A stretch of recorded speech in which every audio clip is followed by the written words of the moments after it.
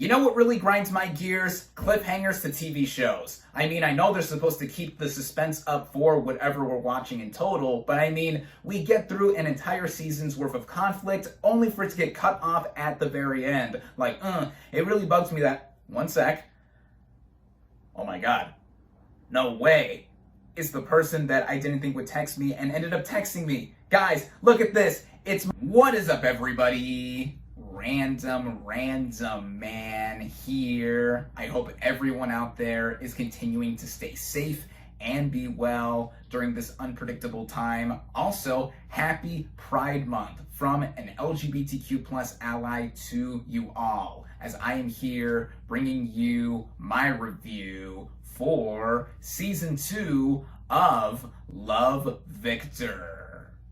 By the way, before I go any further with this review, I want to give a word of warning that there will be spoilers for Season 1 across this review, given what transpires plot-wise with this second season. Just a word of caution there. If you want to know my full thoughts on Season 1, I will leave a link for my review in the video description.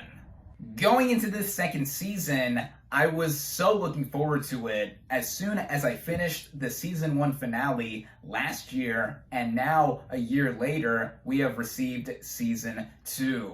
To give my quick and dirty thoughts on Season 1, I really enjoyed it, both on its own and as a spin-off to the 2018 film Love, Simon, which I love. And this in itself is the film adaptation of Becky Albertalli's Simon versus the Homo sapiens agenda, which both of these properties are cited as being the basis for Love, Victor. The screenwriters from the movie, Isaac Apatow and Elizabeth Berger, both return from Season 1 in helming Season 2, as well as the main principal cast here, which furthered my anticipation for this second season, as well as to find out what happens next after that cliffhanger that marked off the Season 1 finale. Speaking of that, the basic premise of Season 2 follows the aftermath of Victor coming out to his parents, which was in the final scene of the Season 1 finale and is directly picked up on with the opening scene of the first episode of Season 2. There's also the relationship between himself and his boyfriend Benji, and how it is tested multiple times with a lot of other factors in between, and other plot threads with the various supporting characters here. Returning in the title role of Victor is Michael Cimino. I liked him a lot in Season 1, and here he does a great job once again. There's a lot more on his plate this time around, with, as I just mentioned, him coming out to his parents and also having a boyfriend and dealing with a lot of other things that have to do with it. Him not even being entirely sure about how he's molding his identity is still a factor here, as a lot of this stuff is pretty new to him and he's trying to get acclimated with it all. This further makes him a likable and relatable lead here, and someone who's anchoring the series not just because his name is in the title, but also with all the various relationships he has with everyone else in the show. Rachel Hilson also returns as Mia, his now ex-girlfriend from Season 1. There is some obvious awkwardness in terms of how they stand together after what had happened in the previous season. Also with Mia herself having some conflict that carries over from the previous season too,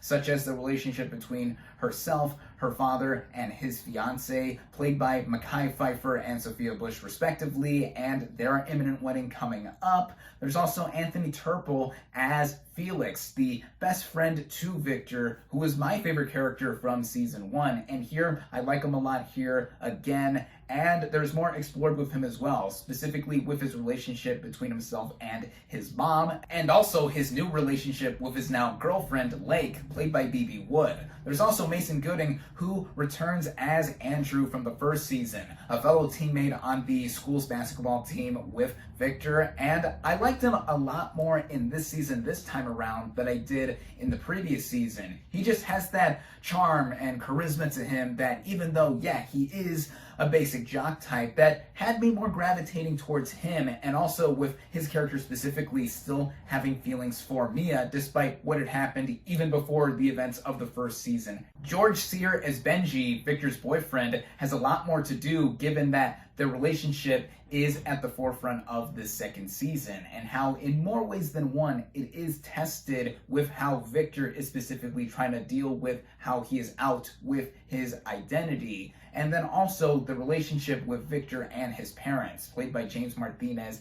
and Ana Ortiz, with them dealing with their sons coming out in different ways. Martinez as Victor's dad is a lot more accepting to his son's identity, while Ortiz as Victor's mom is a lot more apprehensive and doesn't necessarily know entirely what to do. There's also the added factor of how Victor's parents both agreed to separate at the end of season 1 while still being married, but with Victor coming out right at the end of season 1 also being something else that everyone in his family has to deal with.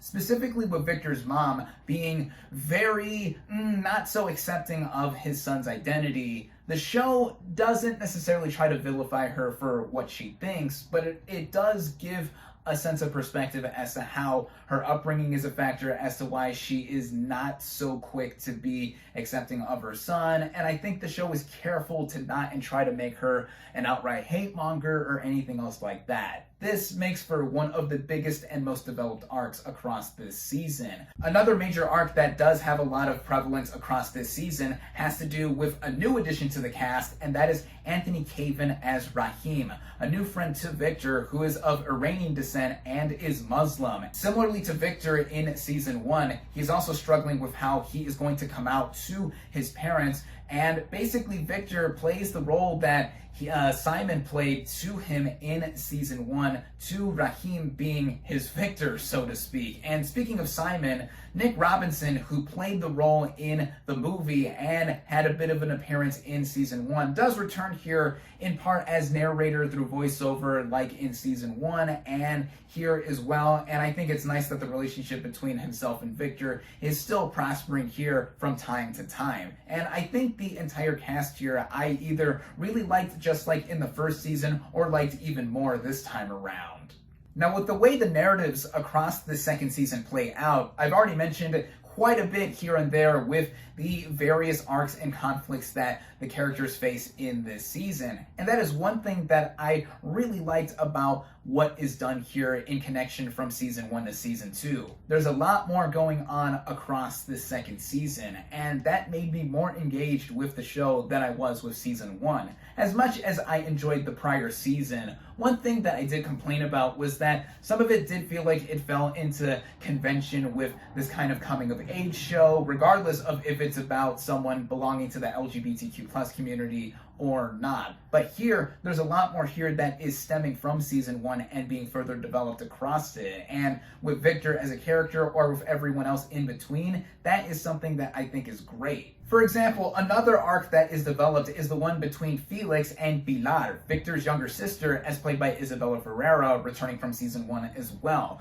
I liked that neat addition there because at first it starts out with how Felix is struggling with how he is with his mom and also just their overall living situation together. Pilar gives a helping hand, and then it further transpires into probably something more, and with every other character that is connected in between here, that is something that I like to see with shows like this. The show is also more mature this time around, and it does have to do somewhat with the content here. Much more PDAs are shown between Victor and Benji, and just more talk of sex. Straight up, the 4th episode of this season is called The Sex Cabin, and that does further develop these characters and just go into stuff that high schoolers are dealing with, whether or not they are straight or gay, just anybody. It further gives the show a sense of groundedness and also relatability that anyone watching it could find something to grasp onto. I will admit though that kind of like in season 1, season 2 does feel like it is being cyclical at times with how it's either standard in the way it's telling its story or feeling like it's going through the motions with the drama in ways that are expected. But I think what saves this from going completely into that kind of melodramatic territory or stuff that we've seen with coming of age stories like it is that Each episode, much like in season 1, is played out at just about the right pace and time. There are 10 episodes here like in season 1, and they range from being more or less about a half hour each, and I think that is just about the perfect length for each of them. And on a technical scale, it plays out basically a lot like how season 1 did in the way it is shot, the way it sounds, the way it is all cut together through editing. Nothing too majorly different with the way it is made is done from season 1 to season 2. And I think for the kind of show this is, it doesn't have to be. Ultimately, I really enjoyed season 2 of Love, Victor. I think even a bit more than I did with season 1, with how more involved I was in watching it all the way through. Much like season 1, it does end with a cliffhanger that did have me go, oh, by the time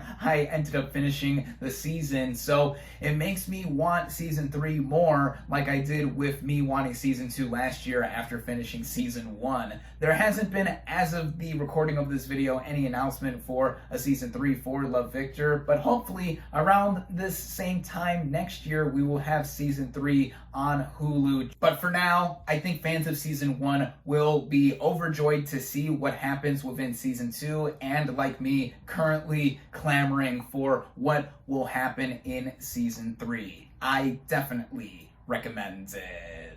My final verdict for season 2 of Love, Victor is 4 out of 5 stars.